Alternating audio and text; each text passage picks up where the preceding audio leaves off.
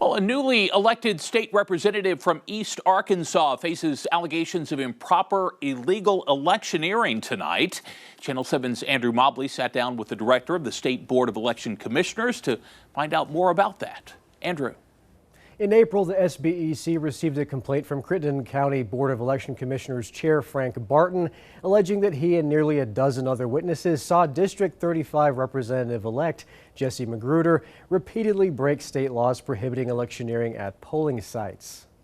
According to investigation documents, during early voting and on Election Day during primaries, Magruder was seen by election officials on multiple occasions at several different polling locations speaking with voters. These pictures from the case file appear to corroborate that, but Magruder says he was merely helping an elderly voter into her car. In another instance, an election official said Magruder refused to comply with his request that he stop talking to voters in the immediate vicinity of a polling location. Electioneering is when a person is engaging in conduct to try and influence a voter, and they're doing it at a location that's prohibited. There's a 100-foot buffer zone outside the primary interest of polling locations.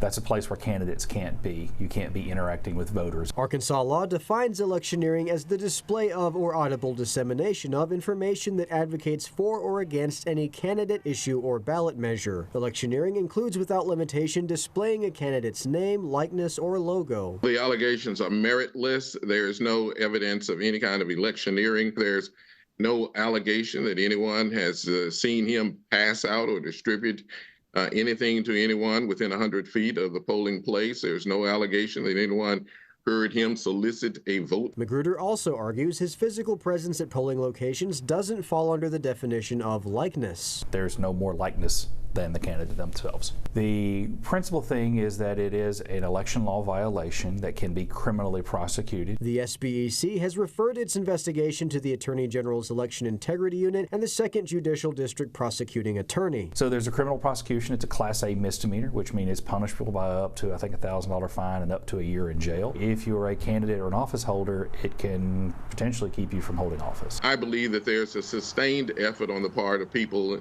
in the establishment to deny representation to African Americans and to eliminate the possibility that an African American can be seated over in Crittenden County. If Magruder is ultimately found guilty of electioneering, he could lose his recently won state representative seat. On your side, I'm Andrew Mobley. Okay, a story to watch there. Andrew, thank you very much. For more on all this, check out our story on KATV.com.